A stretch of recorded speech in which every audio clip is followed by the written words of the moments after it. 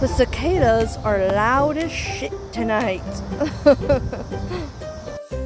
Alright, quick update as usual. I love the lighting out here. Second night in a row in the motel. So glad that we've got some real time indoors. I'm so glad I had a safe place to return to after work, and I'll be able to get real sleep for work tomorrow. Again, I do work 2 jobs and I am looking for a third. Probably DoorDash or something. Again, we're still open to donations. Thanks for watching, everyone.